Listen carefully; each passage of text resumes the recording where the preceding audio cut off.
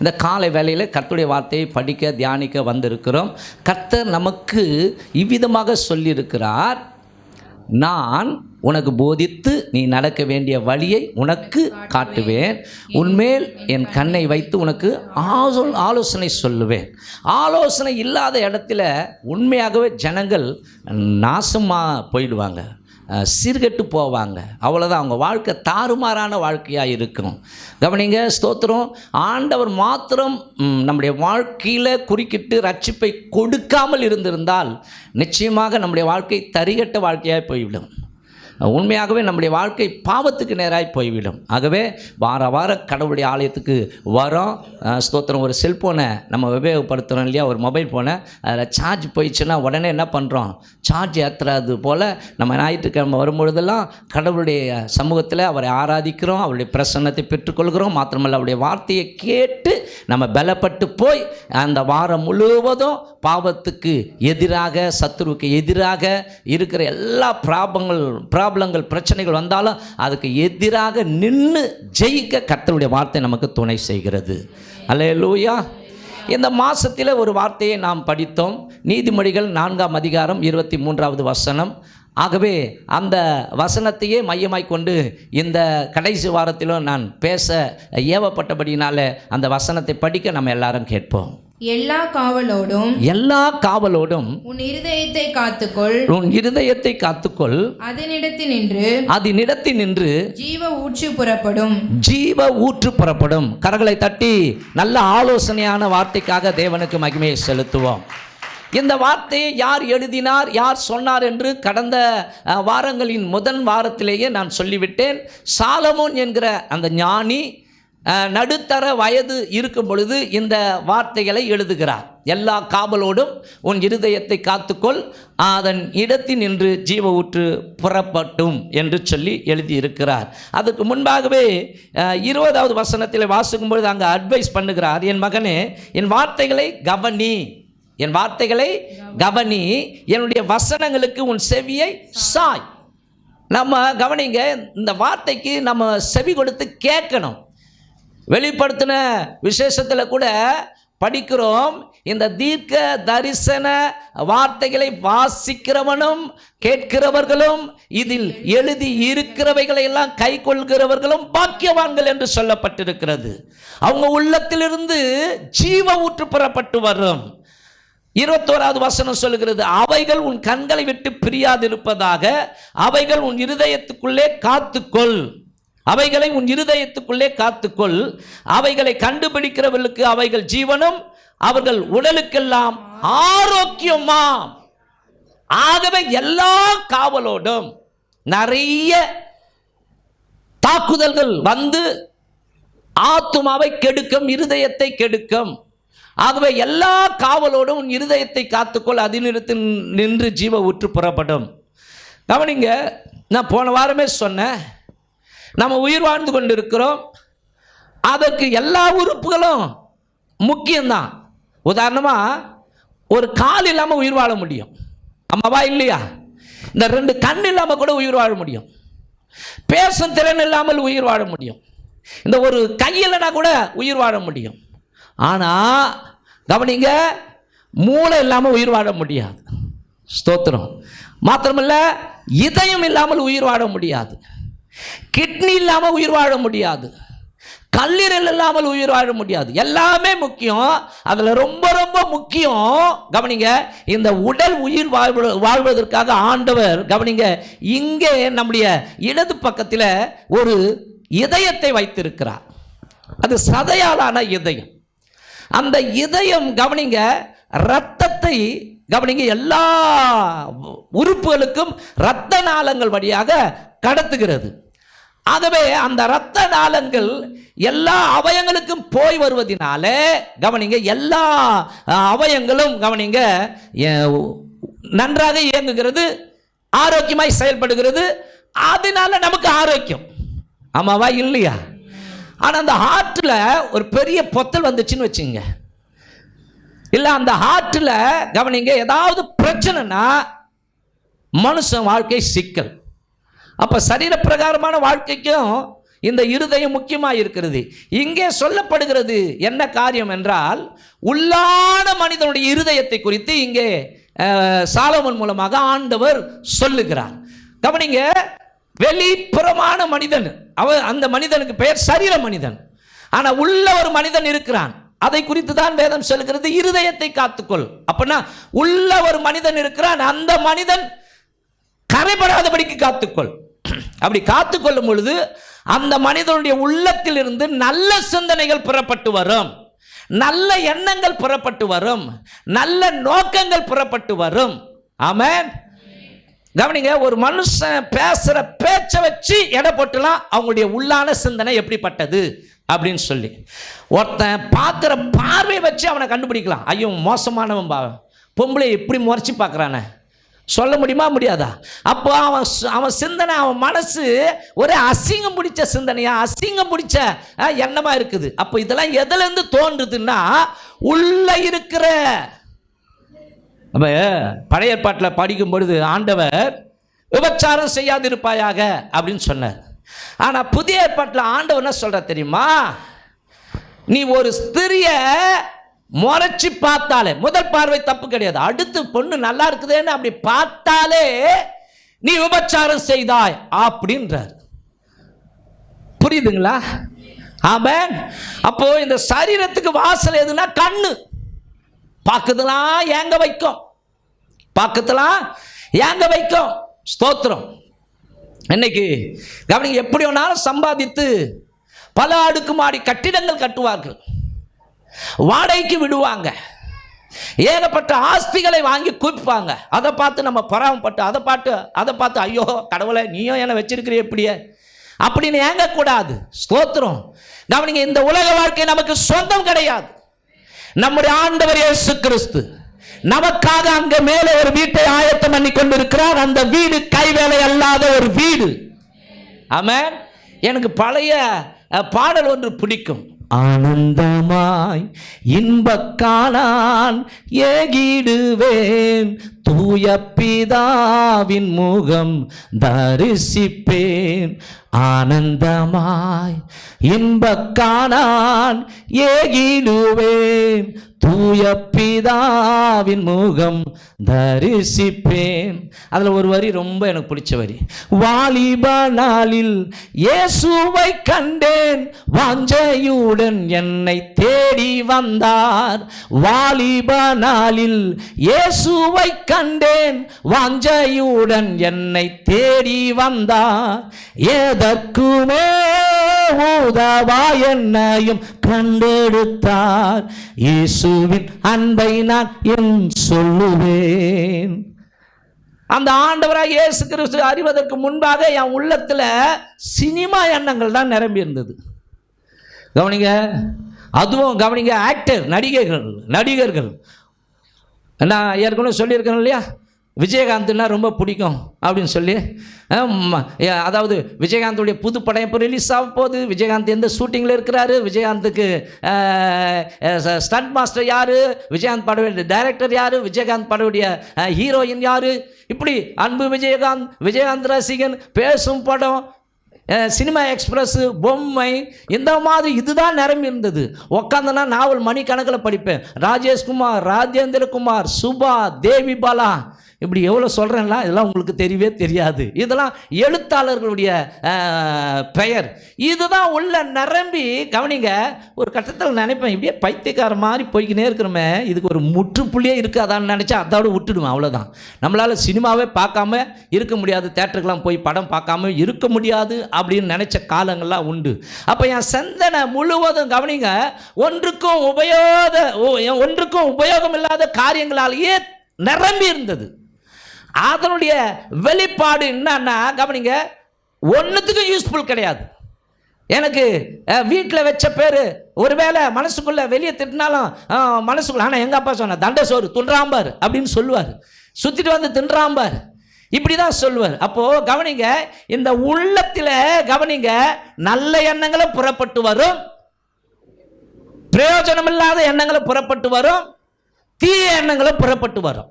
ஆமென். ஆனால் நம்ம யாரை சார்ந்து கொள்கிறோம் அதுதான் முக்கியம். அப்போது கவனிங்க, இப்படி தான் யூஸ்லெஸ்ஸா, ஒன்றுக்கும் உபயோகம் இல்லாதவனா என் வாழ்க்கை ஓடிக்கொண்டிருந்த ஓட்டத்தில் தான் இரட்சகராகிய இயேசு கிறிஸ்து வந்தார். அவர் வந்த உடனே தான் என் வாழ்க்கை மாற்றி அமைக்கப்பட்டது. இந்த வேதத்தை எடுக்க ஆரம்பித்தேன், படிக்க ஆரம்பித்தேன், ஆலயத்திற்கு போக ஆரம்பித்தேன், அங்க பாடுகிற பாடுகளை கற்றுக்கொள்ள ஆரம்பித்தேன். கவனிங்க, என் வாழ்க்கை ஜீவியத்தை கர்த்தர் புதுப்பித்தார். அல்லேலூயா, ஆமென். இந்த பைபிள் என்னெல்லாம் சொல்லுதோ அதன்படி வாழும் பொழுதுதான் அன்பானவர்களே எனக்குள்ள ஒரு தெய்வீக சமாதானத்தை அனுபவித்தேன். சந்தோஷம், அவ்வளவு சந்தோஷம். உண்மையாகவே பாட்டு பாடுறாங்களே அது நிஜம். சந்தோஷம் பொங்குதே, சந்தோஷம் பொங்குதே, சந்தோஷம் என்னில் பொங்குதே. அல்லேலூயா, இயேசு என்னை ரட்சித்தார், முற்றும் என்னை சந்தோஷம் என்னில் பொங்குதே, சந்தோஷம் பொங்குதே, சந்தோஷம் பொங்குதே, சந்தோஷம். அல்லேலூயா, இயேசு என்னை ரட்சித்தார், முற்றும் என்னை மாற்றினார், சந்தோஷம் என்னில் பொங்குதே. வழி தப்பி நான் தீர்ந்தேன், பாவப்பாளியாதை சுமந்தலைந்தேன். வழி தப்பி நான் தீர்ந்தேன், பாவப்பாளியாதை சுமந்தலைந்தேன். அவர் அன்பு கூறாலே அழைத்தது என்னையே, அவர் அன்பு கூறாலே அழைத்தது என்னையே. அந்த இன்ப நாளில் எந்த பாவம் நீங்கிற்றே, அந்த இன்ப நாளில் எந்த பாவம் நீங்கிற்றே. நான் சீட்டாட்டத்துக்கு அடிமை. சீட்டில் போய் பணம் விட்ட உடனே ராத்திரியில் படுத்தா அந்த சீட்டு நம்பர்லாம் வரும், சீட்டாடுற மாதிரியே வரும், ஜெயிக்கிற மாதிரியே வரும். எண்ணங்கள் ஃபுல்லாக அப்படி தானே நிரம்பி இருக்கிறது. ஆகவே கவனிங்க, எப்போ போய்து வெடித்தே இல்லையோ உடனே எழுந்துக்குவேன், உடனே தெருவெலாம் சுற்றி பார்ப்பேன், எங்கே ஆடுறாங்க எங்கே ஆடுறாங்க. ஒரு ஆலடி அம்மன் கோயில்னு இருக்குது, அங்கே தான் ஆடுவாங்க. அங்கே போய் உட்காந்து உடனே சீட்டு ஆட ஆரம்பிப்போம். அன்றைக்கி ஃபுல்லாக சீட்டு ஆடுறது. கவனிங்க, நம்முடைய சிந்தனை என்ன ஆகுதுன்னா அதில் நிரம்பி இருக்கிறது. அப்போது கவனிங்க, சீட்டாத்துறதுக்கு ஒரு அடிமையாக இருந்தேன், தேவையில்லாத சில பழக்க வழக்கங்களுக்கு அடிமையாக இருந்தேன். ஆனால் ஆண்டவருக்கு ஸ்தோத்திரம், எப்பொழுது என்னுடைய உள்ளத்தை, என்னுடைய மனதை, என்னுடைய ஆத்துமாவை இயேசு கிறிஸ்துவுக்கு கொடுத்தேனோ அப்பொழுது அவர் உள்ளே வந்தார். வேண்டாதவைகளை ஆண்டவர் துரத்தி அடித்தார். தேவையான ஒன்றை அவர் தெரிந்தெடுக்க செய்து அவருடைய வழிகளிலே நடக்கும்படிக்கு கிருபை பாராட்டினார். ஆமென், ஹல்லேலூயா. அப்போ கவனிங்க, அந்த நாளில என்னை டைவர்ட் பண்ண, என்னை திசை திருப்ப நண்பர்கள் இருந்தார்கள். கேலி கிண்டல் பண்ணார்கள், பரியாசம் செய்தார்கள். இயேசுவை பிடிக்காத உறவுகள் கூட உனக்கு பணம் எதனா கொடுத்துட்டாங்களா, அவங்களுக்கு சத்தியத்தை சொன்னதப்பா பேச தெரியாதவன் என்னவா பேசுறான் அப்படின்லாம் என்ன சொன்னாங்க, கேலி பண்ணாங்க. ஆனாலும் ஒரு ஜாக்கிரதை எனக்குள்ளாய் இருந்தது. கடவுள் எனக்கு கிருபையாய் ஜீவனை கொடுத்திருக்கிறார், பிச்சை போட்டு இருக்கிறார் உயிரை. ஆகவே ரட்சிப்பை கிருபையாய் கொடுத்திருக்கிறார். ஆகவே அதை அதிக ஜாக்கிரதையோடு கூட காத்துக்கொள்ள வேண்டும்.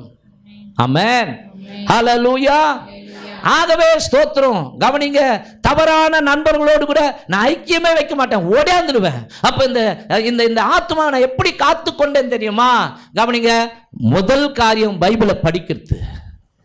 சர்ச்சுக்கு ஞாயிற்றுக்கிழமைன்னா திங்கக்கிழமை படிப்பேன், செவ்வாய்க்கிழமை படிப்பேன், புதன்கிழமை, வியாழன், வெள்ளி, சனி ஒவ்வொரு நாளும் காலையில் எழுந்து சர்ச்சுக்கு போய் ஜெபம் பண்ணுவேன். மாத்திரமில்ல, ஆராதனைக்கு போன உடனே கவனிங்க, அங்கே ஆராதனையில் பாடுற பாட்டெல்லாம் எழுதிக்குவேன், வீட்டை வந்து பாடுவேன். அங்கே கொடுக்குற மெசேஜ் புரியுதோ புரியலையோ அதையும் நோட்ஸ் எடுப்பேன். மாத்திரமில்ல, ஈவினிங் நாங்கள் என்ன பண்ணுவோம், எல்லாருமே ஒரு ஆர்னை எடுத்துக்கின்னு சைக்கிளில் கட்டிக்கின்னு ஒரு சின்ன பேட்டரி இருக்கும், அதை எடுத்துக்கின்னு ஏசு உங்களை நேசிக்கிறான்னு சொல்லி ஊர் ஊரா போய் சத்தியத்தை சொல்லுவோம். ஹல்லேலூயா. என்னுடைய பழக்க வழக்கம், என்னுடைய ஃப்ரெண்ட்ஷிப்ல யாருன்னா பரிசுத்தவான்கள், ரட்சிக்கப்பட்ட கர்த்தருடைய பிள்ளைகள். உபவாசம் போட ஆரம்பிச்சேன். ஹல்லேலூயா, ஆமென். ஆண்டவரை கவனிங்க, மணிக்கணக்கில் ஆராதிக்க ஆரம்பிச்சேன். இதெல்லாம் எதுக்கு அடையாளமாக இருக்குதுன்னா என்னுடைய ஆத்துமாவுக்கு காவலாய் இருக்கிறது. ஆமென்.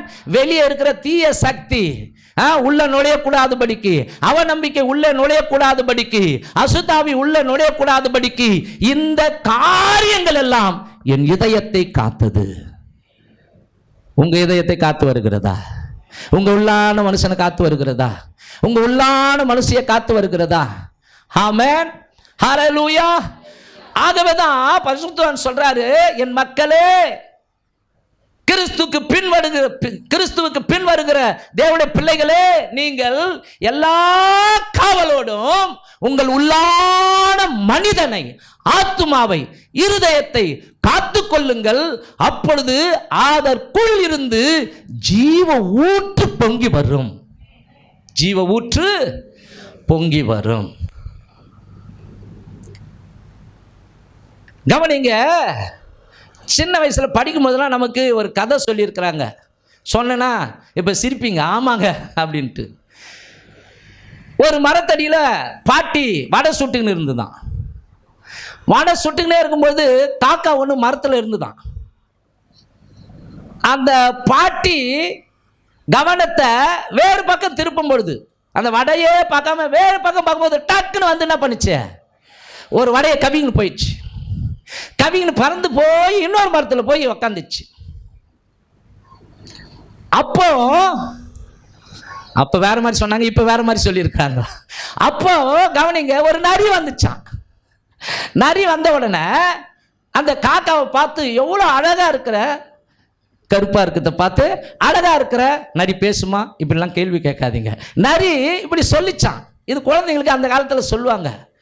இவ்வளோ அழகா இருக்கிறிய, ஒரு பாட்டு பாட உன் வாய்ஸும் எப்படி அழகா இருக்குதுன்னு கேட்கணும் அப்படின்னு ஒன்னே காக்கா என்ன பண்ணுச்சான், வடையை எடுத்து கால் இடுக்கில் சிக்கின்னு வச்சுட்டு, கால் அந்த கால் இருக்குது இல்லையா, அந்த 2 கால்லையும் வச்சு வடையை பத்திரம் பாதுகாத்து கொண்டு கா கா கான்னு கத்துச்சான். நரி ஏமாந்து போச்சான். இது மாதிரி தான் கவனிங்க, சின்னதாக எதனா தூண்டில போட்டு, சின்ன பாவை எச்சையை காண்பித்து, சின்னதா உலகத்தின் காரியங்கள் எல்லாம் பார்க்க வச்சு உள்ள நுழையத்துக்கு இப்பிரபஞ்சத்தின் அதிபதி சாத்தான் அவன் ஆசை காட்டி மோசம் போக்க பார்க்கிறான்.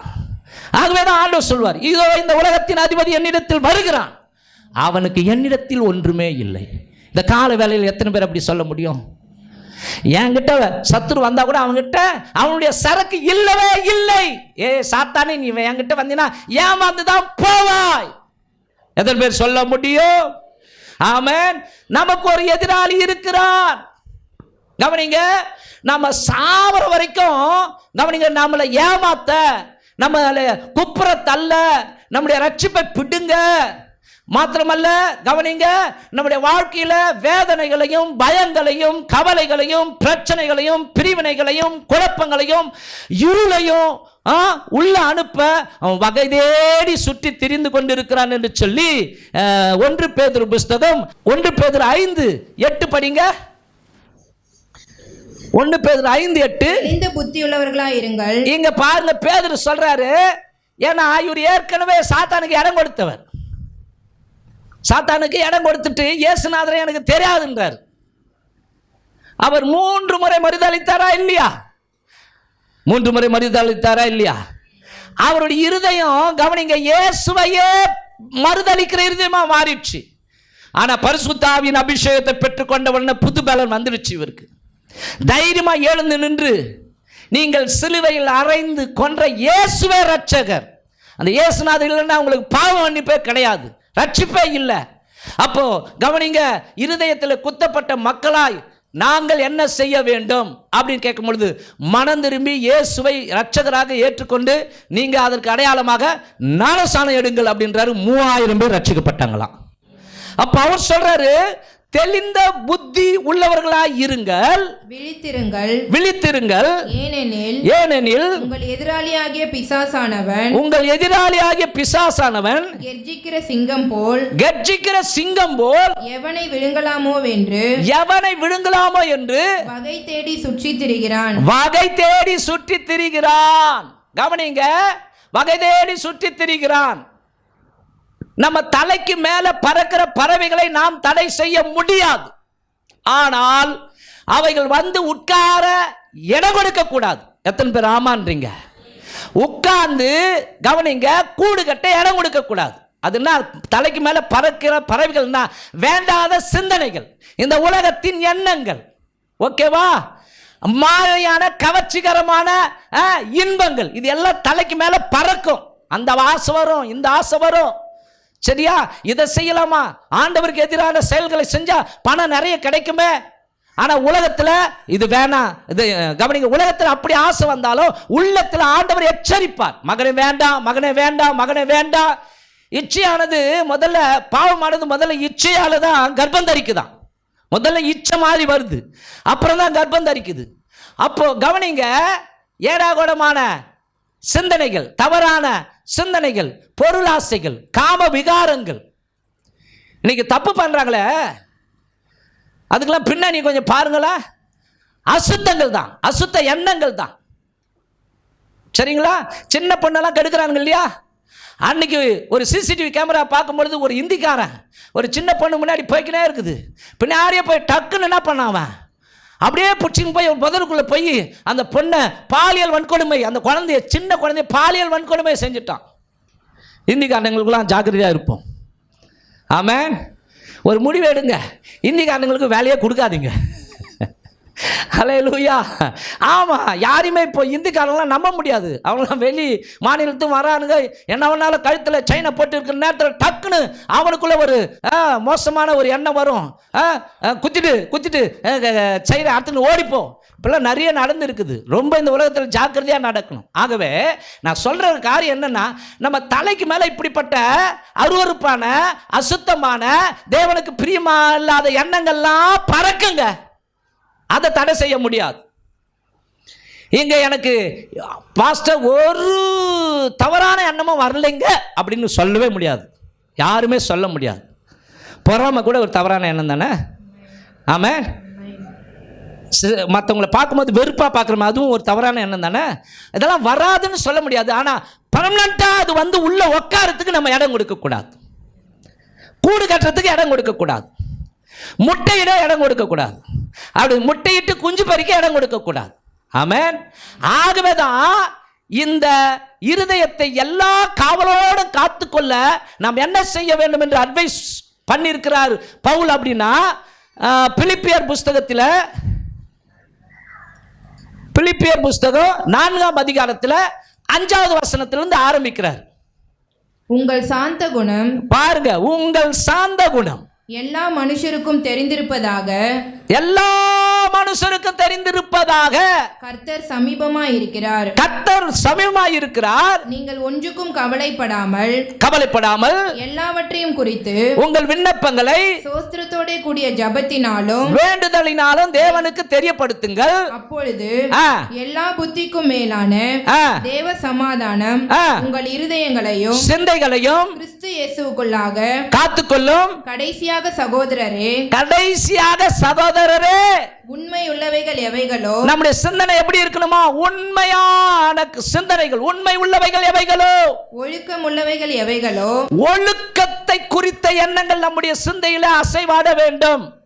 உண்மைக்குரிய சிந்தனை நம்முடைய சிந்தனையில அசைவாட வேண்டும். நீதி உள்ளவைகள் எவைகளோ, நீதி உள்ளவைகள் எவைகளோ, கற்புள்ளவைகள் எவைகளோ, கற்புள்ளவைகள் எவைகளோ, அன்புள்ளவைகள் எவைகளோ, அன்புள்ளவைகள் எவைகளோ, நற்கீர்த்தி உள்ளவைகள் எவைகளோ, நற்கீர்த்தி உள்ளவைகள் எவைகளோ, புண்ணியம் எதுவோ, புண்ணியம் எதுவோ, புகழ் எதுவோ, புகழ் எதுவோ, அவைகளையே சிந்தித்துக் கொண்டிருங்கள், அவைகளையே சிந்தித்துக் கொண்டிருங்கள். ஒரு கற்பனைக்கு இதை மாதிரி நம்ம திங்க் பண்ணிக்கொண்டே இருந்தா நம்முடைய இதயத்தில் தெய்வீக சமாதானம் உண்டாகும், இனம் புரியாத ஒரு தெய்வீக தைரியம் உண்டாகும். கவனிங்க, ஒரு பரிசுத்த ஆவியின் சந்தோஷம் அது பயங்கரமா பொங்கி வரும், தேவையில்லாததை உள்ள அனுமதிக்காது. ஆமாவா இல்லையா? ஆமே. ஆனா இப்படி இருக்கதான் எதிராளி விட மாட்டான். ஏன்னா இந்த ஆத்துமாவை தன் பக்கமாக இழுக்க கர்த்தரும், கவனிங்க, என் பக்கத்தில் வாப்பா, என் கூட வா, என் கூட உறவு வை அப்படின்னு சொல்றாரு. சாத்தானும் உலகத்தின் ஆசைகளெல்லாம் காண்பித்து, கவனிங்க, ஒரு சகனத்தில் ஆண்டவருக்கு முன்பாக பிசாசானவன் என்ன பண்ணுறான், உலகத்தின் ராஜ்யத்தின் அத்தனை மகிமையும் காண்பித்து இது எல்லாம் எனக்கு ஒப்பு கொடுக்கப்பட்டிருக்கிறது, சாஷ்டாங்கமாய் விழுந்து என்னை வணங்கினால் இதையெல்லாம் உங்களுக்கு கொடுப்பேன்னு சொன்ன உடனே அப்பாலே போ சாத்தானே, கர்த்தர் கடிந்து கொண்டாரா இல்லையா? உன் தேவனாகிய கர்த்தர் ஒருவருக்கே ஆராதனை செய்வாயாக என்று எழுதி இருக்கிறதே. துரத்துனார் இல்லையா, துரத்துனார் இல்லையா? இப்படி கவனிங்க, நம்மளை டைவர்ட் பண்ணுற உலக எண்ணங்கள், அசுத்தமான எண்ணங்கள், தேவையற்ற காரியங்கள் நம்மை நோக்கி வரும் பொழுது நாம் அவைகளை கடிந்து கொள்ள வேண்டும். ஆமென். சிறுதுளி பெருவெள்ளன்னு வாங்க, சின்னதாக இடம் கொடுத்தா கூட அது பெரிய ஒரு லாஸை ஆவிக்குரிய ஜீவியத்தில் நமக்கு உண்டாக்கிவிடும். ஆமென். ஹல்லேலூயா. ஆகவே கவனமாக இருந்தால்தான் நம்முடைய உள்ளான மனிதனை நாம் காத்து கொள்ள முடியும். ஆண்டவர் சொல்றார், என் மகனே என் போதகத்தை மறவாதே, என் கட்டளைகளை உன் இருதயம் காக்க கடவது. அப்படி காத்து நடப்பாயானால் உனக்கு நீடித்த நாட்களையும் தீர்க்காயுசையும் சமாதானத்தையும் நான் கொடுப்பேன். கிருபையும் சத்தியம் உன்னை விட்டு விலகாது.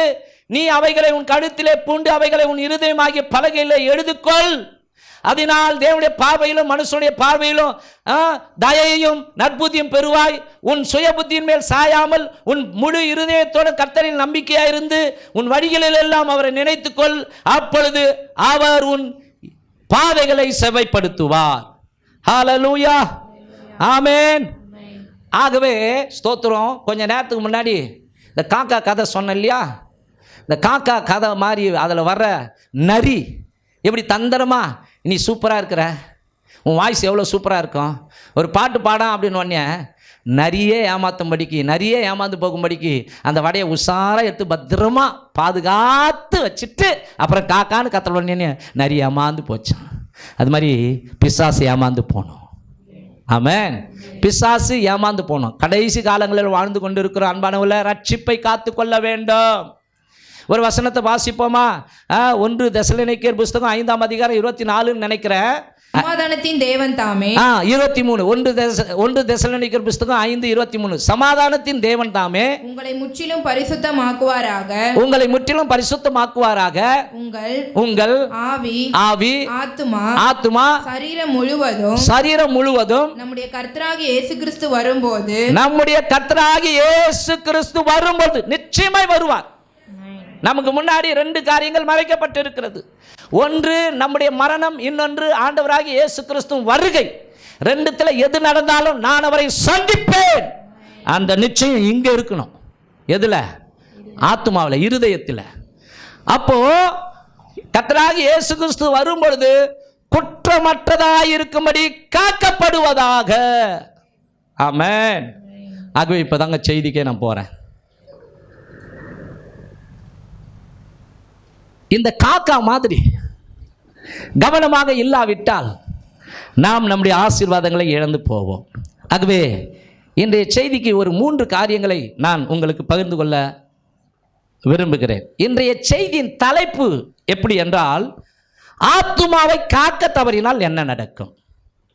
ஆத்துமாவை காக்காவிடில் என்ன நடக்கும்? நம்பர் 1,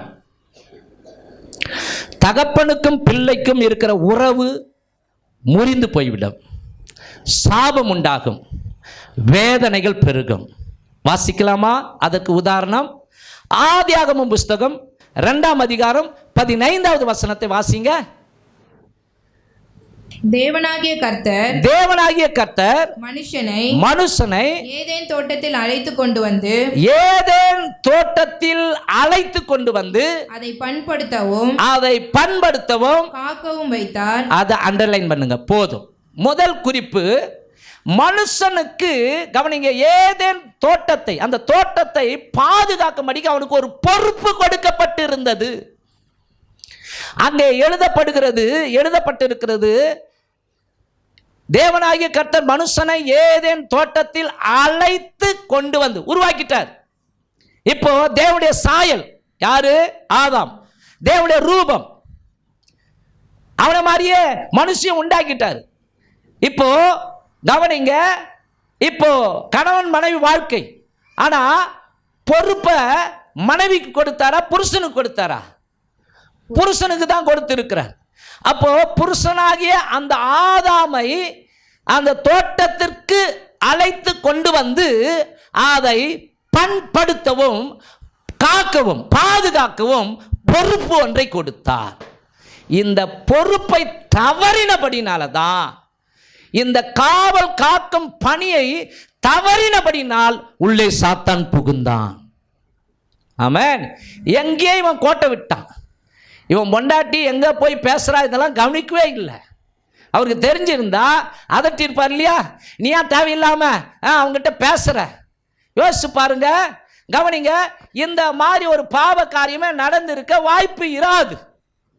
கடவுள் நமக்கு சுயாதீனத்தை கொடுத்திருக்கிறார். கவனிங்க, இவன் எதை தெரிந்து கொள்ளுகிறான்? நன்மையை தெரிந்து கொள்ளுகிறானா அல்லது தீமையை தெரிந்து கொள்கிறானா? ஆசீர்வாதத்தை தெரிந்து கொள்கிறானா அல்லது சாபத்தை தெரிந்து கொள்கிறானா? அந்த சுயாதீனத்தை கர்த்தர் நமக்கு கொடுத்திருக்கிறார்.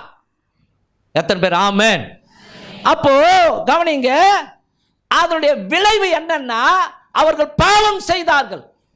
சாத்தானுக்கு இடம் கொடுத்தபடினாலே தேவனுடைய வார்த்தையே மீறினார்கள்.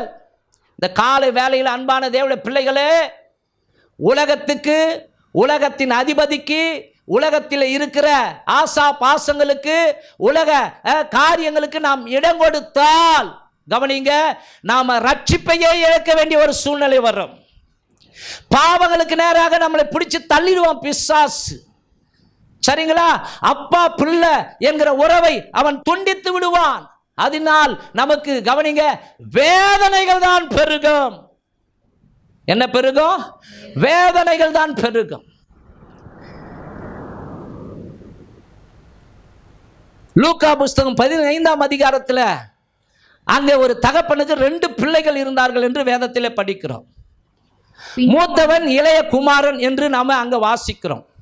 அந்த 15ஆம் அதிகாரத்தில் 13வது வசனத்திலிருந்து 16வது வசனம் வரைக்கும் படிமா. 13வது வசனத்திலிருந்து 16வது வசனம் வரைக்கும். சில நாளைக்கு பின்பு இளைய மகன் எல்லாவற்றையும் சேர்த்துக்கொண்டு தூர தேசத்துக்கு புறப்பட்டு போய், பாருங்க ஸ்தோத்திரம், அவனுக்குள்ள சிந்தை எப்படி ஆச்சுன்னா, சுத்தி இருக்கிற தவறான நண்பர்களுடைய பேச்செல்லாம் கேட்க ஆரம்பிச்சான். டேய், உனக்குன்னு ஒரு தன்மானம் இல்லை, உனக்குன்னு ஒரு கெத்து இல்லை, நீ போய் உங்க அப்பா கிட்ட அண்டி கெஞ்சி கிடைக்கிறிய, உன் அப்பா கிட்ட சொத்தை என்ன பண்ண, சரி பாத்தியா வாங்கு, உனக்குடைய பாகத்தை வாங்கு, ஒப்பனை விட்டு தூரவா. இப்படி ஆலோசனை தீய நண்பர்கள் சொல்லியிருப்பாங்களா மாட்டாங்களா? இன்னைக்கு உலகத்தார தவறான ஆலோசனை கொடுக்கிறார்கள். நமக்கு நல்ல ஆலோசனை கொடுப்பது பரிசுத்த வேதாகமம் மாத்திரமே. கரங்களை தட்டி இந்த பரிசுத்த வேதாகமத்தை கொடுத்த தெய்வத்துக்கு நன்றி சொல்லுவோம். ஆமென். உலகத்தாரோடு கூட ஐக்கியம் வச்சா, ரட்சிக்கப்படாதவனோடு கூட ஐக்கியம் வச்சா, அவன் நமக்கு தப்பா தான் ஆலோசனை கொடுப்பான். உன் நண்பனை குறித்து சொல், நான் உன்னை குறித்து சொல்லுகிறேன். பூவோடு கூட சேர்ந்த நாரம் மணக்கும். நம்முடைய நண்பன் யாராய் இருக்க வேண்டும்? ஆண்டவராகிய இயேசு கிறிஸ்துவாய் இருக்க வேண்டும். அவர்தான் நமக்கு நல்ல ஆலோசகர், அவர்தான் நமக்கு நல்ல தகப்பன், அவர்தான் நமக்கு போதகராய் இருக்கிறார். அவர் நமக்கு நல்ல வழியை காட்டுவார். ஆமென். அப்ப இங்க தப்பா ஆலோசனை கொடுத்து அவன் சிந்த ஃபுல்லா தப்பான ஆலோசனை நிரப்பிட்டாங்க தீய மனிதர்கள், தீய நண்பர்கள். அப்போ அவன் தூர தேசத்துக்கு புறப்பட்டு போய் அங்கே துன்மார்க்கமாய் ஜீவனம் பண்ணி, அங்கே பாருங்க, துன்மார்க்கமாய் ஜீவனம் பண்ணி, ஏடாகோடமான வாழ்க்கை. கஞ்சா அடிக்கிறான், சாராயம் குடிக்கிறான், சீட்டாடுறான், விபச்சாரம் பண்றான், எல்லா தப்பியும் எல்லா பாவத்தையும் செஞ்சு தன் ஆஸ்தியை அழித்து போட்டான். எல்லாவற்றையும் அவன் செலவழித்த பின்பு அந்த தேசத்திலே கொடிய பஞ்சம் உண்டாயிற்று. அப்பொழுது அவன் அப்பொழுது இருக்குதெல்லாம் போச்சு, குறைவுபட தொடங்கி அந்த தேசத்து குடிகளில் ஒருவனிடத்தில் போய் ஒட்டி கொண்டான். அந்த குடியானவன் அவனை தன் வயல்களில் பன்றிகளை மேய்க்கும்படி அனுப்பினான். பன்றிகளை மேய்க்கும்படி அனுப்பினான். எவ்வளவு மட்டமான வாழ்க்கை பாருங்க. அப்பா கிட்ட எவ்வளவு ஒரு செல்ல பிள்ளையா இருந்தான். ஆனா அப்பா விட்டு பிரிந்து பாவ வாழ்க்கை செய்ய ஆரம்பிச்ச உடனே இப்ப அந்த தேசத்துல எல்லாமே அவனுக்கு குறைவுபட தொடங்கி சாப்பாட்டுக்கு வழி இல்லாதனால அந்த சாப்பாட்டுக்காக பன்றிகளை மேய்க்க ஆரம்பிச்சான். அப்பொழுது பன்றிகள் தின்கிற தவிட்டினாலே தன் வயிற்றை நிரப்ப ஆசையா இருந்தான். அந்த பாருங்க எவ்வளவு அநியாயம் பாருங்க, எவ்வளவு கொடுமை பாருங்க. பன்றிகள் தின்கிற தவிட்டினாலே தன் வயிற்றை நிரப்ப ஆசையாயிருந்தான். ஒருவனும் அதை அவனுக்கு கொடுக்கவில்லை. பாருங்க கடைசியில் அந்த தவிடு கூட கிடைக்கல அவனுக்கு. எவ்வளோ மோசமான வாழ்க்கை யோசிச்சு பாருங்க. கொஞ்ச நேர இன்பத்திற்காக, ஒருவேளை கூழுக்காக, தேவனுடைய மேன்மையான அந்த ரட்சிப்பை, தேவன் கொடுத்த விலையேறப்பட்ட ரட்சிப்பு என்கிற ஆசீர்வாதத்தை கவனிங்க, கொஞ்ச நேர சுகத்துக்காக, கொஞ்ச நேர இச்சைகளுக்காக, கொஞ்ச நேரம் காரியங்களுக்காக நாம் இழந்து போய்விடக்கூடாது. ஆமென், ஹல்லேலூயா. ஆகவே இந்த இருதயம் முழுவதும் அப்பா நிரம்பி இருக்க வேண்டும். நம்முடைய இதய சிங்காசனத்தில் எப்பொழுதும் அப்பா உட்கார்ந்து இருக்க வேண்டும் என்றால் இந்த வார்த்தைகள் எப்பொழுதும் அசை போட வேண்டும். இந்த வார்த்தைகள் உள்ள இருக்க வேண்டும். வேதத்தை நேசிக்கிறவர்களுக்கு மிகுந்த சமாதானம் உண்டு என்று வேதம் சொல்லுகிறது. அப்போ அன்பானவர்களே, ஒரு பொறுப்பை கடவுள் கொடுத்திருக்கிறார். நீங்கள் தேவனுடைய பிள்ளைகள், நான் தேவனுடைய பிள்ளை. நமக்கு ஒரு பொறுப்பு இருக்கிறது. ஆண்டவருடைய சித்தத்தை நிறைவேற்ற வேண்டும். ஒவ்வொரு பிள்ளைகளுக்கும் கொடுக்கப்பட்ட பொறுப்பு, புறப்பட்டு போய் சகல ஜாதிகளுக்கு சுவிசேஷம் சொல்லி அவர்களுக்கு பிதா குமாரன் பரிசுத்த ஆவியின் நாமத்திலே ஞானஸ்நானம் கொடுங்கள். பொறுப்பை கொடுத்திருக்கிறாரா இல்லையா? ஆமென். கவனிங்க, நீங்களோ உங்களை அந்தகாரத்தினின்று ஆச்சரியமான ஒளிக்கு வரவழைத்தவுடைய புண்ணியங்களை அறிவிக்கும்படிக்கு தெரிந்து கொள்ளப்பட்ட சந்ததி, ராஜரீக ஆசாரிய கூட்டம், பரிசுத்த ஜாதி, சொந்த ஜனமாயிருக்கிறீர்கள். நீங்கள் பரிசுத்தமாய் வாழ வேண்டும் என்கிற ஒரு தகுதியை, ஒரு பொறுப்பை நம்பி கொடுத்திருக்கிறார். நான் பரிசுத்தமானவர், என் பிள்ளைகளாகிய நீங்கள், என்னுடைய வார்த்தையின் வித்தினால் ஜெனிப்பிக்கப்பட்ட நீங்களும் பரிசுத்தமாய் இருக்க வேண்டும், எனக்கு கீழ்ப்படிய வேண்டும். ஆண்டவர் கொடுத்த பொறுப்புகளை நாம் தவறும் பொழுது, ஆமென். நான் ஒரு குடும்ப தலைவன்னா அந்த குடும்ப தலைவனாகிய பொறுப்பை நான் அந்த கடமையை தவறும் பொழுது என் குடும்பத்தில் பிரிவினை உண்டாக்குறது. ஆமென். பிள்ளைகள் தாந்தோன்றித்தனமாக ஓடுகிறார்கள், வாழுகிறார்கள். ஸ்தோத்திரம். ஆகவே குடும்ப தலைவனை கர்த்தர் கவனிங்க எச்சரிக்கிறார். குடும்ப தலைவிகளை எச்சரிக்கிறார். புத்தியுள்ள ஸ்திரீ வீட்டை கட்டுகிறாள், புத்தி இல்லாதவளோ அதை தன் கைகளினாலேயே இடித்து போடுகிறாள். ஆமென், ஆமென். கவனிங்க, ஒரு குடும்பம்னா கர்த்தர் அப்படி கொண்டு வந்து ஒரு தோட்டம் மாதிரி கொண்டு வந்து புருஷனை தலைவனாக, அந்த மனைவியை தலைவியாக நியமித்திருக்கிறார். அவர்கள் பொறுப்புகளை குடும்பத்திலே செலுத்தினால்தான் அந்த குடும்பம் உருப்படும். ஆமென். இல்லைன்னா என்ன ஆகும்? அந்த குடும்பம் உடைஞ்சு போயிடும். ஹல்லேலூயா, ஆமென், ஸ்தோத்திரம். நீங்களும் இந்த பூமிக்கு உப்பா இருக்கிறீர்கள், இந்த உலகத்திற்கு வெளிச்சமாக இருக்கிறீர்கள். அப்ப கவனிங்க, இது எங்க முதல்ல தொடங்கணும்? நம்முடைய சொந்த குடும்பத்தில் தொடங்க வேண்டும். ஆமென். சொல்லுவாங்க, ஆவதும் மென்னால. உண்மைதான். ஒரு பொம்பளை நினைச்சா ஆக்கவும் முடியும், அழிக்கவும் முடியும். இன்னைக்கு நிறைய பேர் சொல்லுவாங்க, யாரால கெட்டனா இவளால தான் கெட்டேன். இன்னைக்கு நிறைய பேர் பைத்தியக்காரனா திரிவதற்கு பொம்பளைங்க தான் காரணமாக இருக்கிறாங்க, நீங்க இல்லை. இப்படி பொதுவாக நான் கேள்விப்பட்டது நிறைய பெண்கள் தான் இன்னைக்கு காரணமாக இருக்கிறாங்க. ஏங்க, குடிகார புருஷனை கூட அட்ஜஸ்ட் பண்ணி அவனுக்காக ஜாம் பண்ணி மாத்தின எத்தனையோ பெண் பிள்ளைகளை நான் அறிவேன். கரங்களை தட்டி அந்த பிள்ளைகளுக்காக தேவனுக்கு ஸ்தோத்திரம். ஹல்லேலூயா. அப்போ ஒரு பொம்பளை நினைச்சா ஆக்க முடியும், அழிக்கவும் முடியும். ஆமேனா? ஆமேன் வரல பாருங்க. கவனிங்க, முதல்ல பாவம் செஞ்சது யாருங்க? ஆதாம் செய்யல, பொம்பளை தான் செஞ்சாங்க. அதனால பொம்பளையை பார்த்து ஆண்டவர், உன்னுடைய கர்ப்ப வேதனையை பெருக பண்ணுவேன். உனக்கு கர்ப்ப வேதனை இல்லாம குழந்தை பெறுவேன், குழந்தை பெற்றிருப்பானா இப்ப கர்ப்ப வேதனையை கூட்டுவேன். அது எப்படி வந்தது? சாபம். அல்லேலூயா, ஆமென். ஆகவே ஸ்தோத்திரம். நிறைய குடும்பங்களில் கவனிங்க, அந்த குடும்பத்தை கட்டுகிற ஒரு பெண்மணி இருக்கும்போது அந்த குடும்ப தலைவன் சமுதாயத்தில் பேர் வாங்க முடியும். ஆமாம். சில பெரிய மனிதர்களை எல்லாம் பார்க்கும் பொழுது அவங்க இந்த வெற்றிக்கு யாருங்க காரணம்னு சொல்லுவாங்க, இந்த வெற்றிக்கு என் பின்னால் எனக்கு தோள் கொடுக்குற என் மனைவி. ஆமென், அல்லேலூயா. ஆமாம். ஆகவே ஸ்தோத்திரம். கவனிங்க, கணவனுக்கு மனைவிகள் தோள் கொடுக்கிறவர்களாக இருக்க வேண்டும். தோல் ஏறி உக்காந்து முடிய பிடிச்சி உழுக்கக்கூடாது. அல்லேலூயா. ஆமாம், உலுக்கி எடுக்கக்கூடாது. நான் சொல்கிறத கேளு. நீ உங்களுக்கு ஒரு கதை தெரியுமா? அதாவது தேசத்தில் இருக்கிறவங்க எல்லாருமே கவனிங்க, பொண்டாட்டிக்கு பயந்த ஒரு வாழ்க்கை வராங்களாம். ராஜாவை அப்படி வாழ்கிறாராம். ஆகவே அவருக்கு அவமானமாக போச்சான். மந்திரியாரை கூப்பிட்றாராம். உங்கள் வீட்டில் எப்படின்னா, எங்கள் வீட்டில் கூட என் பொண்டாட்டி பேச்சை தான் நான் கேட்பேன். அப்போது ஸ்தோத்திரம், சரி நம்ம நாட்டில் ஒரு பறைசாற்றுவோம், யார் பொண்டாட்டி பேச்சை கேட்காதவன் இருக்கிறான் அப்படின்னு கண்டுபிடிச்சு அவங்ககிட்ட ரகசியத்தை கேட்போம். அப்புறம் நம்ம பொண்டாட்டிங்களாம் என்ன பண்ணுவோம், நம்ம வழிக்கு கொண்டு வருவோம். பறை சாற்றுகிறார்கள்.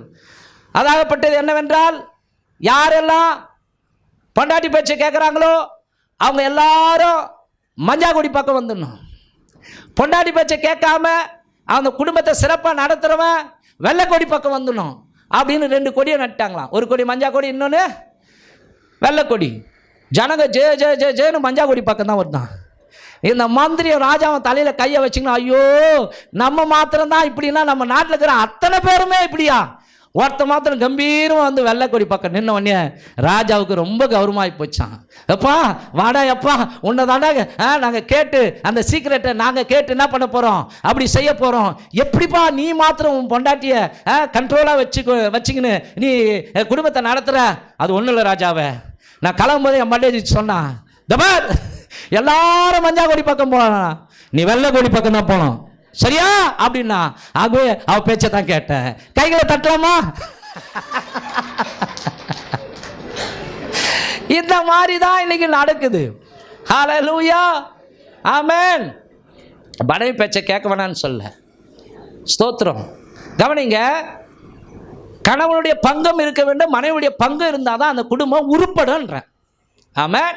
கணவனுக்கு என்னென்ன பொறுப்பை கடவுள் கொடுத்திருக்கிறாரோ இந்த வேத வசனங்களை படித்து அப்படி அந்த பங்களிப்பை குடும்பத்தில் செலுத்தணும். மனைவிக்கு என்னென்ன பங்களிப்பை கர்த்தர் வேதத்தில் கொடுத்திருக்கிறாரோ அதை மனைவி செலுத்தணும். முன்னாடி தூங்கி பின்னாடி எழுந்துக்கணுமா? எப்படிமா? 10 மணிக்கு தூங்கி ராத்திரி 10 மணிக்கு தூங்கி நைட்டு ஃபுல்லாக நல்லா தூங்கி காலையில் 8 மணிக்கு தான் எழுந்துக்கணும். அதுக்குள்ள புருஷன் குரங்க தட்டி ஏந்திருமா சிங்க்லாம் பாத்திரம் இட்லி பசி எடுக்குது அப்படி இப்படியா?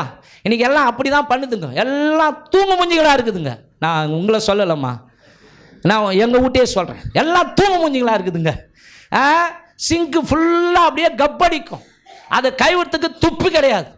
நல்லா மொபைல் ஃபோனை வச்சுக்கின்னு இக்கின்னு சிரிச்சுக்கின்னு ரீல்ஸ் பார்த்துக்கின்னு இப்படி தானே இன்றைக்கி இருக்கிறாங்க எல்லா மக்களும். அதனால தானே பிரச்சனை.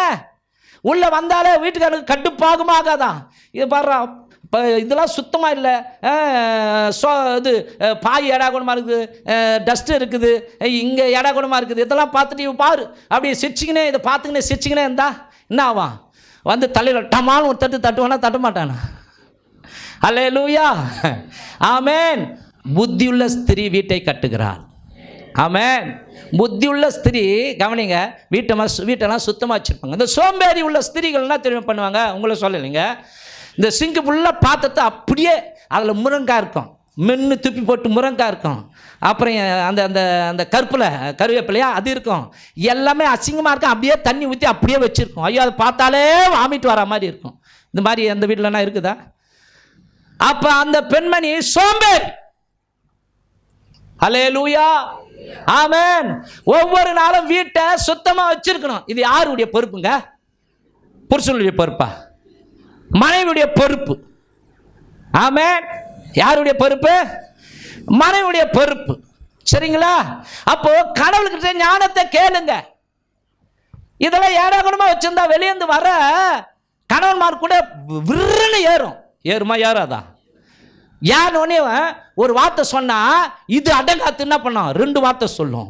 இப்படியே சண்டை சச்சரவு வந்து அந்த வீட்டில் பிரிவினை. என் அம்மா வீட்டுக்கு நான் போறேன்டா அப்படின்னு போயிட்ட பிறகு என்ன பண்றது, மறுபடியும் அங்கேருந்து ஃபோன் பண்ணி நான் வரப்போறேன் என்னை கூப்பிடல. ஏன் போன, எதுக்கு கூப்பிடலன்னு சொல்ற, யோசிச்சு பாருங்களேன். ஹல்லேலூயா, ஆமென். இங்கே கடவுள் இங்கே கடவுள் என்ன பண்ணுறாரு, புருஷனும் மனைவியும் அழகாக கொண்டு வந்து ஏதேன் தோட்டத்தில் வச்சாரா, வைக்கலையா, வச்சார் இல்லையா. கொடுக்கப்பட்ட பணி என்ன, பண்படுத்தவும்.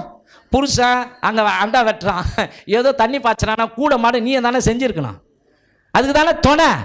நீ எங்கே வேடிக்கை பார்க்க போன, நீ எங்கே சுத்த பார்க்க போன, அதனால தான் உள்ள நுழைஞ்சிட்டான் பிசாஸ். ஆமென். Attention please. நிமிர்ந்து உட்காருங்க, உங்களை ஆராய்ஞ்சு பாருங்க, ஒவ்வொருத்தரும் ஆராய்ந்து பாருங்க. சும்மா இது உதாரணத்துக்கு 1 2 சொன்னேன், இதுக்கு மேலேயும் பேசுவேன். ஐயோ பாஸ்டர் நம்ம வீட்டு காரியங்கள்லாம் தெரிஞ்சு பேசுகிறாரு அப்படிலாம் நீங்கள் நினைப்பீங்க, தப்பாக நினைப்பீங்க. இல்லை, ஒரு சில காரியங்கள், ஒரு பானை சோறுக்கு ஒரு சோறு பதம், அது மாதிரி சின்ன சின்ன ஒழுங்கினமான காரியங்கள் உங்களிடத்தில் இருக்குமானால் மாற்றிக்கொள்ளுங்கள், பொறுப்பை தவறாதீர்கள். நீங்கள் மனைவி புருஷன், அப்போ 2 பேரும் இணைஞ்சாதான் குடும்பம் நல்லா போகும். அல்லேலூயா. 2வது ஒரு காரியம், நியாயத்தீர்ப்பு நாளிலே கணக்கு ஒப்புவிக்க வேண்டி வரும். ஆத்துமாவை காக்காவிடில். 1 பேதுரு புஸ்தகம் 4ஆம் அதிகாரம் 5வது வசனம். உயிரோடு இருக்கிறவர்களுக்கும் மரித்தோர்களுக்கும் நியாய தீர்ப்பு கொடுக்க ஆயத்தமா இருக்கிற கர்த்தராகிய இயேசு கிறிஸ்துவுக்கு அவர்கள் கணக்கு ஒப்புவிப்பார். நாம எல்லாரும் கணக்கு ஒப்புவிக்க வேண்டும். ஆக எல்லா காவலோடும் உன் ஆத்துமாவை காத்துக்கொள், இல்லை என்றால் ஒரு நாள் நியாய தீர்ப்பு வரும். அங்க கூனி குறுகி நீ வாழ்ந்த வாழ்க்கைக்கு கணக்கு கொடுக்க வேண்டி வரும். ஆமென். அதை விட தைரியமாக நிற்கிறதுக்கு ஆசைப்படணும். தைரியமாய் பவுலா தான் சொல்றார், நல்ல போராட்டத்தை போராடினேன், ஓட்டத்தை முடித்தேன், விசுவாசத்தை காத்துக்கொண்டேன், இது முதல் நீதியின் கிரீடம் எனக்காக வைக்கப்பட்டிருக்கிறது. எனக்கு மாத்திரமல்ல, அவருடைய பிரசன்னமாகுதலை காத்து கொண்டிருக்கிற, வாஞ்சோடு கூட எதிர்பார்த்து காத்து கொண்டிருக்கிற அத்தனை பேருக்கும் அது பொருந்தும் சொல்றார். அப்போ அன்பானவர்களே கவனியுங்கள், நாம வாழ்ந்து கொண்டிருக்கிற இந்த வாழ்க்கை கவனிங்க, கடவுள் உடம்பு ஆத்துமா ஆவி இப்படிதான் படைச்சிருக்கிறார். ஆமாவா இல்லையா? நாம அனுபவிக்கிற இந்த ஆவி ஆத்மா சரீரம் இந்த உடம்பு அனுபவிக்கிற எல்லா நன்மைகளும் கடவுள்கிட்ட இருந்து வந்திருக்கிறது. ஆமாவா? நன்மையான எந்த தெய்வம் பூர்ணமான எந்த வரமோ ஜோதிகளின் பிதாவினிடத்திலிருந்து. அப்ப கடவுள் எல்லாமே நமக்கு கிருபையாய் கொடுத்திருக்கிறார். அப்படி இருக்கிற இந்த ஜீவியத்தில் உணர்வே இல்லாமல் அஜாக்கிரதையாய் வாழ்வோமானால் கவனிங்க, நம்ம கணக்கு கொடுக்க வேண்டி வரும். ஆமென். ஹல்லேலூயா. இங்க அனுபவிக்கிற எல்லாமே ஓசி, இங்க அனுபவிக்கிற எல்லாமே கர்த்தர் கொடுத்தது. எத்தனை பேர் ஒத்துக்க முடியும்? ஏங்க, இந்த கண்ணாடி கூட கடவுள் கொடுத்தது தான், இந்த மைக்கு கூட கடவுள் கொடுத்தது தான், இந்த ட்ரெஸ் எப்படிங்க, இதெல்லாம் பூமியிலிருந்து வந்தது. பூமியின் அது நிறைவு யாருடையதுங்க? கர்த்தருடையது. நீங்கள் போட்டுக்கிற கம்மல் எங்கேருந்து வந்தது? அதனுடைய ஹிஸ்டரியை பின்னோக்கி பாருங்க. நீங்கள் போட்டுருக்கிறீங்களா தங்க கம்மல், கட்டியிருக்கிறீங்களா வாட்சி, பேனா, மொபைல் ஃபோன், எல்லாமே பூமியிலிருந்து தாங்க வந்தது. அத்தனை ஆசீர்வாதங்களும் அதனுடைய பின்னணி ஆராய்ந்து போய்க்கினே இருப்போம்னா பூமியில் தான் இருக்கும். எல்லாம் பூமியிலிருந்து எடுத்து தான். ஆமாவா இல்லையா? அப்போ அவர் தான் எல்லாத்தையும் இலவசமாய் கொடுத்திருக்கிறார். மாத்திரமல்ல, இந்த வாழ்க்கையே அவர் போட்ட பிச்சை. அப்போ அன்பானவர்களே, எல்லாம் நமக்கு இரவலாக வழங்கப்பட்டது என்ற உணர்வு நம் ஒவ்வொருவர் உள்ளத்திலும் இருக்க வேண்டும். ஆமென். இப்படி இல்லைன்னா கவனிங்க, தொலைந்து போக வேண்டிய ஒரு சூழ்நிலை வரும். 2 ராஜாக்கள் புஸ்தகம் 6ஆம் அதிகாரம் 5வது வசனம். ஒருவன் ஒரு உத்திரத்தை வெட்டி வீழ்த்துகையில், ஒரு மரத்தை கோடாரியால வெட்டி வீழ்த்துகையில் கோடாரி தண்ணீரில் விழுந்தது. கோடாரி புடிங்கிட்டு போய் தண்ணீர்ல விழுந்து போச்சு. அவன் ஐயோ என் ஆண்டவனே, டே லூசு, அதை வெட்டும் போதே ஜாக்கிரதையாக வெட்டி இருக்கலாம் இல்லையா?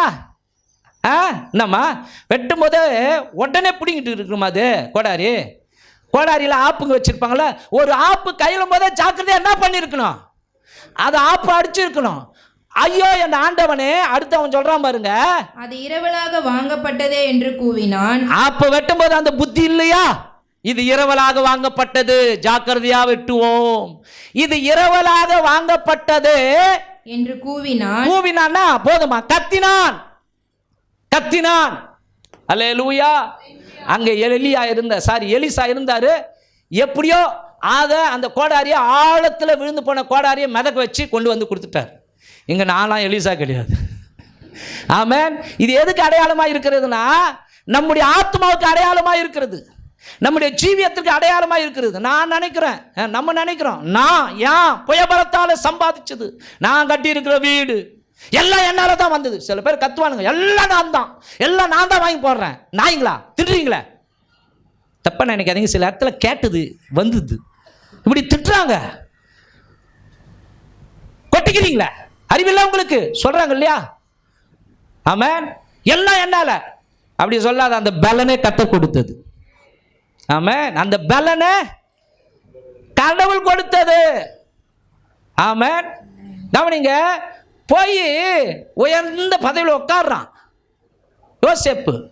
அண்ணன் தம்பிங்களா வந்து கண்டுபிடிச்சிட்டு ஆகிறானுங்க. தப்பா நினைக்க, அப்போ நீங்கள் எனக்கு தீமை செய்யல, நல்லதுதான் செஞ்சீங்க, ஏன்னா உங்களை காப்பாற்றுறதுக்காக இது ஆண்டவர் போட்ட திட்டம் அப்படின்றார். கையை தட்டி யோசேப்புக்காக. இப்படி நம்ம சொல்ல முடியுமா? படிக்கு படி வாங்குவோம். ஆமென். அப்போ கவனிங்க அன்பானவர்களே, எல்லா ஆத்துமாக்களும் கர்த்தருடையது. இரவலா தான் ஆண்டவர்கிட்ட இருந்து வாங்கியிருக்கிறோம். இந்த உடம்பை இரவல் உடம்பு எந்துன்னு உரிமை பாராட்ட யாருக்கு இங்கே உரிமை கிடையாது. எத்தனை பேர் ஆமென் சொல்றீங்க? எசேக்கியேல் 18:4 படிக்கிறோம். இதோ எல்லா ஆத்துமாக்களும்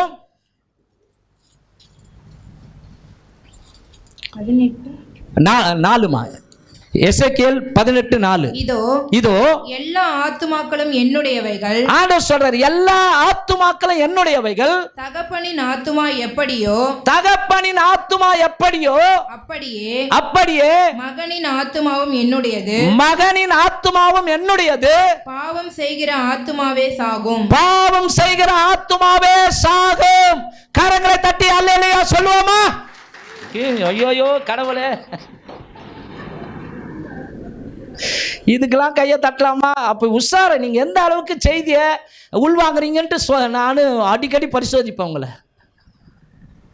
ரொம்ப ஜாக்கிரதையா இருக்கு. நீங்களா சொல்றாரு, பாவம் செய்கிற ஆத்மா சாகும். ஆகவே ஒருவன் எனக்கு விரோதமாய் பாவம் செய்வானானால் அவன் தன்னுடைய ஆத்மாவை சேதப்படுத்திக் கொள்கிறான். ஆமென். தன்னுடைய ஆத்மாவை சேதப்படுத்திக் கொள்கிறான். புரியுதுங்களா? எல்லா ஆத்மா, நம்ம எல்லாருமே அவருடைய ஆத்மா. வெளியே ரட்சிக்கப்படாதவங்க இருக்கிறாங்க இல்லையா, அவங்கள கர்த்தருடைய ஆத்மா. அவர்கள் ரட்சிக்கப்படுவதற்காக நாம ஜெபம் பண்ணணுங்க. ஆமென். அப்போ என்னது, நான் கட்டந்து, யான் காரு, யான் பங்களா, யான் பணம், பட்டுன்னு உயிரை எடுத்துட்டாருன்னா என்ன பண்ணுவேன்? யோசிச்சு பாருங்க. எல்லாம் இயேசுவே, எனக்கெல்லாம் இயேசுவே, இவ்வுலகில் எல்லாம் ஓசியே, எனக்கெல்லாம் ஓசியே, கோட்டு முதல் சூட்டு வரை எல்லாம் ஓசியே. இதில் நான் என்னுடையது பயன்படுத்தக்கூடாது. ஐயோ இது இரவலாக பெற்றுக்கொண்டது, இதை நான் ரொம்ப ஜாக்கிரதையா அப்பா வரும் பொழுது அவர்கிட்ட ஒப்பு கொடுக்கணும். ஆமென். ஒரு சக்கரவர்த்தி இருந்தார். அவரை சுற்றி நிறைய சின்ன சின்ன அரசாங்கங்கள் இருந்தது, சின்ன சின்ன சிற்றரசர்கள் இருந்தாங்க. வருஷமான கப்பம் கட்டணும். அதில் ஒருத்தன் எதிர்த்து நின்று, நான் கப்பம் கட்ட முடியாது, ஒன்றா சண்டைக்கு வா அப்படின்னா. சக்கரவர்த்தியும் போய் யுத்தம் பண்ணார், தோற்று போயிட்டான். இப்போ அவனுக்கு மரண தண்டனை கொடுக்கணும். ஆனால் கெஞ்சுறான், ஐயோ சக்கரவர்த்தியை நான் தப்பு பண்ணிட்டேன், என்னை மன்னிச்சிடுங்க, இந்த ஒரு விஷயம் என்னை மன்னிங்க. சரி ஓகே, உனக்கு ஒரு பரீட்சை. பின்னாடி பாலாறு இருக்குது இல்லையா, அது மாதிரி வெய்ய காலம்னு வச்சுங்க, தண்ணியே கிடையாது. பயங்கரமாக வெயில் கொளுத்துது, உச்சி வெயில், 1 மணி இருக்கும். இப்போ ராஜா அந்த கரையில் சக்கரவர்த்தி சிங்காசனம் போட்டு உக்காந்துட்டார். இப்போது இந்த சின்ன அரசன், தோற்று போன அரசன்கிட்ட ஒரு டம்ளர் தண்ணி கொடுத்துட்டார். இந்த தண்ணியை ஒரு சொட்டு கூட சிந்தாமல் நான் அந்த கரையில் இருப்பேன், நீ கொண்டு வந்து கொடு சொல்லிட்டார். அவ்வளோதான் பரீட்சை, அவ்வளோதான் அவனுக்கு பரிசோதனை. இப்போ 2 காவலாளியை அழைத்தார். அவங்க காலில் செப்பல் போட்டு சொன்னார். ஏன்னா கீழே வைக்கும்போது சுடுமணல் பயங்கரமாக பற்றிக்கும். 2 பேரையும் வாழை உருவ சொல்லிட்டார். வலது பக்கம் நீ நில்லு, இடது பக்கம் நீ நில்லு. இந்த ஒரு சொட்டு, இந்த டம்ளரில் ஒரு சொட்டு தண்ணி சிந்தினா கூட இவன் தலையை துண்டிச்சிடுங்க அப்படின்னாரு. இப்போ 3 பேரும் சுடு மணலில் இறங்குறாங்க. யாருடைய கால் பற்றிக்கும்? இப்போ இவன் கால் பற்றிக்குது, ஆனாலும் ஒரு சொட்டு சிந்தினா போதும் தலை எகிரிடும். இப்போ வழிநடுக ஜனங்க கொடையை பிடிச்சிக்கின்னு அவங்களாம் செருப்பு போட்டுக்கின்னு எல்லாருமே என்ன பண்ணுறாங்கன்னா, இந்த ராஜாவுக்கு சப்போர்ட்டா, ராஜாவே பார்த்து தைரியமா, ஒரு சொட்டு கூட சிந்திடக்கூடாது, நீங்கள் பத்திரமா போங்க, உங்களால் முடியும் அப்படின்னு என்கரேஜ் பண்ணுறாங்க. இன்னொரு கூட்டம், டேய் உனக்கு இது வேணும்டா, பேலியாளின் மகனே, கப்பங்கட்ட மறுத்தவனே, உனக்கு வேணும்டா, இந்த தண்ணி சிந்த போது நீ சாவ போற. ஆனால் இவன் ஒவ்வொரு அடியையும் எடுத்து வைக்கும்போதெல்லாம் இந்த டம்ளரில் இருக்கிற தண்ணி சிந்தக்கூடாது என்பதற்காக சுடு மணல் அந்த வலியை கூட பொருட்படுத்தாமல் தாங்கிக்கின்னு போய் கொண்டு போய் ராஜா சக்கரவர்த்தி கிட்ட கொடுத்துட்டான். பாதம்லாம் அப்படியே கொப்பளம் புண்ணு மாதிரி ஆகிப்போச்சு, ரத்தம் சிந்துது. இப்போ சக்கரவர்த்தி எழுந்து சிற்றரசனாக இருந்த அவனுக்கு மணிமுடியை சுட்டினார். இப்பொழுது ஒரு அதிகாரத்தை கொடுத்தார். உன்னை யாரெல்லாம் கேலி கிண்டல் பண்ணானோ அவனை போய் வெட்டி சாய் அப்படின்னு சொல்லி கத்தியை கொடுத்தாரு. அந்த சிற்றரசன் சொன்னான், சக்கரவர்த்தியே, எவன் என்னை தூஷித்தான், எவன் என்னை என்கரேஜ் பண்ணான், எதுவும் என் காதில் விழலை. என்னுடைய கவனம் முழுவதும் இந்த டம்ளரில் இருக்கிற தண்ணி சிந்தவே கூடாது. அந்த மாதிரி தாங்க நம்முடைய ஆத்துமா. அக்கரையில் ராஜாதி ராஜாவா இயேசு கிறிஸ்து சிங்காசனத்திலே அமர்ந்திருக்கிறார். அவருக்கே நாம் கணக்கு ஒப்புவிக்க வேண்டும். உங்கள் சரீரமானது நீங்கள் தேவனாலே பெற்றுக்கொண்டதும் உங்களில் தங்கியும் இருக்கிற பரிசுத்த ஆவியின் ஆலயமாய் இருக்கிறது என்று அறியீர்களா? நீங்கள் உங்களுடையவர்கள் அல்லவே, கிரயத்திற்கு கொல்லப்பட்டீர்கள். ஆகையால் உங்கள் சரீரத்தினாலும் உங்கள் ஆவியினாலும் தேவனை மகிமைப்படுத்துங்கள். ஒரு வாடகை வீடு இருக்குதுங்க. வாடகை வீட்டில் போயிட்டோம், 10,000 ரூபாய், சூப்பராக இருக்குது. சவுத்தெல்லாம் மாணவரே கிறுக்கி வைப்போமா? ஹால்லையே யூரின் போவோமா? காரி துப்புவோமா? ஹால்லையே அப்படின்னு துப்புவோமா? ஓனர் வந்தால் கைத்தை பிடிச்சி வெளியே தள்ளுவான், சாதாரணமாக தள்ள மாட்டான். 4 மொத்துன்னு மொத்தி உன்னகிட்ட இட்டு போய் டேஸில் விடுவான். என் வீட்டை கெடுத்து வச்சிருக்கிறாங்க. யோசிச்சு பாருங்க. சாதாரணமாக அழிந்து போகிற ஒரு வாடகை வீட்டில் போய் குடியிருக்கும் பொழுது ஓனரே சும்மா இருக்க மாட்டானா? வானாதி வானம் கொள்ளாத இறைவன், பரிசுத்தமான இறைவன் உனக்காக எனக்காக கிருபையாய் இந்த வாழ்க்கையை கொடுத்திருக்கிறார். அவருக்கே நாம் கணக்கு ஒப்புவிக்க வேண்டும். ஆமென். ஒரு வசனத்தை வாசித்து அடுத்த பகுதிக்கு போவோம். எபிரேயர் புத்தகம் 4ஆம் அதிகாரம் 13வது வசனம். அவருடைய பார்வைக்கு மறைவான சிருஷ்டி ஒன்றுமில்லை, சகலமும் அவருடைய கண்களுக்கு முன்பாக நிர்வாணமாயும் வெளியரங்கமாயும் இருக்கிறது. அவருக்கே நாம் கணக்கு ஒப்புவிக்க வேண்டும். ஆமென். எப்போதும் நினைச்சுக்கோ, ஆமென். இது நிரந்தரம் கிடையாது. இந்த வாழ்க்கை நிரந்தரம் இல்லை. இது இரவல். இன்னைக்கு முடியுமா தெரியாது, நாளைக்கு முடியுமா தெரியாது, அடுத்த வருஷம் முடியுமா தெரியாது, 10 வருஷம் கழிச்சு முடியுமா தெரியாது. ஒரு நாள் முடியும். அப்பொழுது சிங்காசனத்திற்கு முன்பாக நிற்க வேண்டி வரும். அவர் நம்மை பார்த்து இவ்விதமாய் சொல்லணும், உண்மையும் உத்தமமும் உடைய என் பிள்ளையே, என் சந்தோஷத்துக்குள்ள பிரவேசி. அக்கிரம சிந்தை உடைய சனியை முடிச்சத, அதை விட பயங்கரமா, அக்கிரம செய்காரனே என்னை விட்டு அகன்று போ. அல்லேலூயா, ஆமென்.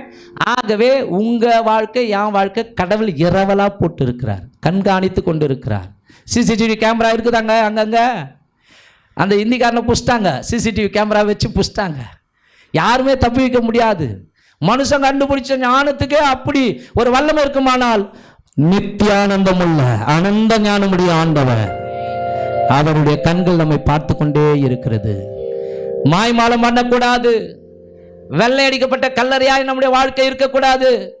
ஆண்டவரை தேடும் பொழுது அங்க ஒரு நடிப்பு, வீட்டுக்கு போனா அங்க ஒரு நடிப்பு இல்லை. கர்த்தர் தெய்வமானால் அவருக்கே நம்முடைய வாழ்க்கையை முற்றிலுமாய் ஒப்பு கொடுத்து அவருக்காகவே வாழ வேண்டும். அல்லேலூயா. மூன்றாவது காரியம், நித்திய மரணத்தை சந்திக்க வேண்டி வரும் ஆத்துமாவை காக்காவிட்டால். மத்தேயு புஸ்தகம் 10ஆம் அதிகாரம் 28வது வசனம். ஆத்துமாவை கொல்ல வல்லவர்களாய் இராமல், ஆத்துமாவை கொல்ல வல்லவர்களாய் இல்லாமல், சரீரத்தை மாத்திரம் கொல்லுகிறவர்களுக்கு, சரீரத்தை மாத்திரம் கொல்லுகிற மக்களுக்கு நீங்கள் பயப்பட வேண்டாம். நீங்கள் பயப்பட வேண்டாம். ஆத்துமாவையும் சரீரத்தையும் நரகத்திலே அழிக்க வல்லவருக்கே, நரகத்திலே அழிக்க வல்லவருக்கே பயப்படுங்கள். அல்லேலூயா. கவனிங்கள் அன்பானவர்களே, இந்த ஆத்துமாவை காக்காவிட்டால் அதனுடைய முடிவு நித்திய ஆக்கினை. ஆகவேதான் சொல்றாரு, எல்லா காவலோடும் உன் ஆத்துமாவை, உன் இருதயத்தை காத்துக்கொள், அது முடிவிலே நித்திய ஜீவ ஊட்டிலே போய் சேரும், நித்திய ஜீவனுக்குள் பங்கடையும். ஆமென். கவனிங்கள், ரட்சிக்கப்படாத அல்லது மெய்யான தேவனை விட்டு விலகுகிற மனிதனுக்கு 3 மரணங்கள் காத்திருக்கிறது. ரட்சிக்கப்படாத மக்களுக்கு 3 மரணங்கள் காத்திருக்கிறது. ஒன்று, அவர்கள் தேவனை அறியாமல் இருப்பதே மரணத்துக்குரிய வாழ்க்கை தான். தேவனை அறியாமல் இருக்கிறது அது எப்படின்னா, பைபிளை படிக்கிறோம், வீட்டில் போய் படித்து பார்த்துங்க. எபேசியர் 2:1, அக்கிரமங்களினாலும் பாவங்களினாலும் மரித்தவர்களாக இருந்த நம்மை உயிர்ப்பித்தார். அந்த மரணத்திலிருந்து நாம உயிர்ப்பிக்கப்பட்டோம். இப்ப நமக்கு அப்பாவுக்கும் உறவு. நான் மறுதளித்தால் ஒழிய எனக்கு அந்த காரியத்தில் மரணம் இல்லை. நான் மரணத்துக்கு ஏதுவான பாவங்களை செய்தால் ஒழிய அந்த பிள்ளை அப்பா என்கிற உறவுக்கு கவனிங்க பங்கம் வராது. விக்கிரக ஆராதனை செய்யும் பொழுது, பின்வாங்கி போகும் பொழுது, அவரை மறுதளிக்கும் பொழுது அந்த மரணம் உண்டாகும். இன்னொரு மரணம் கவனிங்க, உடம்பை விட்டு உயிர் பிரிவது. உடம்பை விட்டு உயிர் பிரிவது இது தற்காலிக மரணம் அல்லது தற்காலிக நித்திரை. மூன்றாவது நித்திய மரணம் அல்லது 2ஆம் மரணம். கவனிங்க, ஃபர்ஸ்ட் ஆவிக்குரிய மரணம், 2வது தற்காலிக சரீர மரணம், 3வது நித்திய மரணம் அல்லது 2ஆம் மரணம்.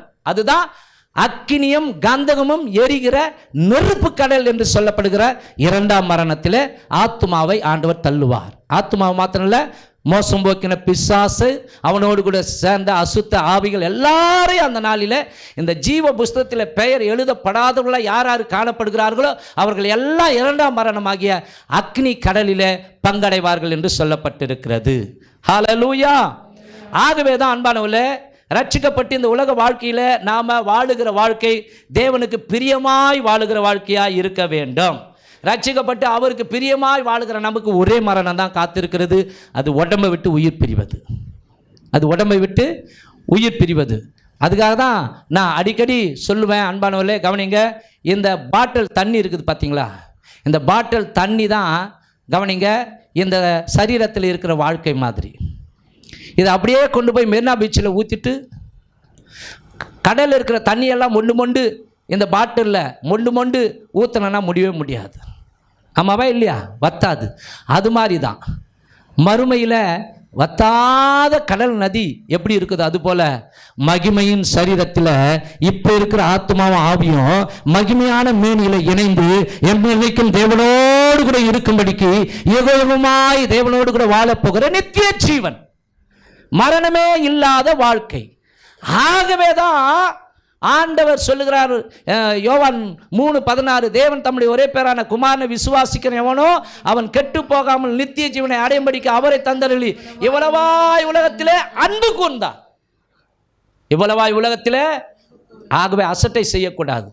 ஏனோ தானோன்னு வாழக்கூடாது. எல்லாவற்றையும் அனுபவிக்க எனக்கு அதிகாரம் இருந்தாலும் எதுவுமே எனக்கு தகுதியாயிராது. அதுக்கு ஆசைப்படக்கூடாது, அதுக்கு அடிமைப்படக்கூடாது.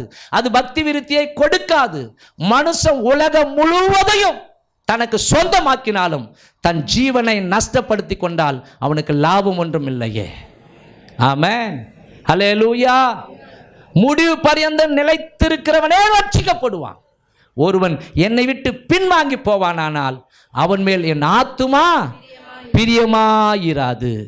ஆகவே தான் இங்கே கர்த்தர் சொல்லுகிறார், நீங்கள் சரீரத்தை மாத்திரம் கொள்ளுகிற மக்களுக்கு பயப்படாமல் சரீரத்தையும் ஆத்துமாவையும் நரகத்திலே கொல்ல வல்லவராய் இருக்கிற இறைவனுக்கு நீங்கள் பயப்படுங்கள். ஆகவே ஆத்துமாவை காத்து கொள்ளுங்கள், அப்பொழுது அதற்குள் இருந்து ஜீவ ஊற்று புறப்படும்.